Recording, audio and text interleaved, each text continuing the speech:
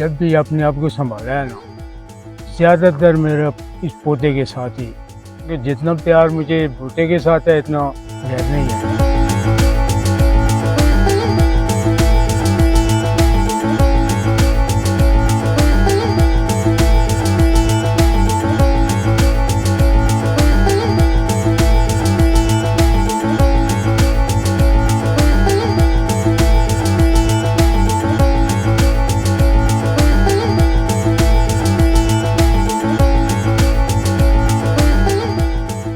तकरीबन कोई ऐसा फल नहीं है जिहड़ा मैंने नहीं लाया, हर किस्म का है। जो सेब है, सेब 3-4 किस्म का है, अलबुखारा तकरीबन 8-10 किस्म का है।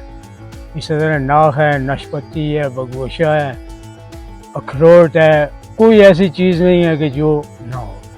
हर साल 10-15 बूटे मैं बनाता हूँ, अपने हाथ से करता हूँ।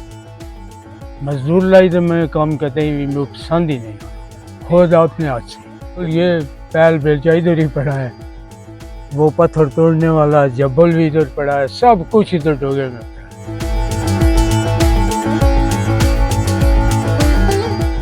ज़्यादातर हम लोकल बेचते हैं, इधर कश्मीरी बाजार, मरी, बाड़ी वाली साइड में बस 20-25 नग बना के ले जाए। पिछले साल बहुत फैल सी, और पिछला जरा सीजन गुजरे उसमें बिल्कुल खाली सी। बस पानी हमारा इधर 24 घंटे चलना था, अभी वो थोड़ा कम हो गया।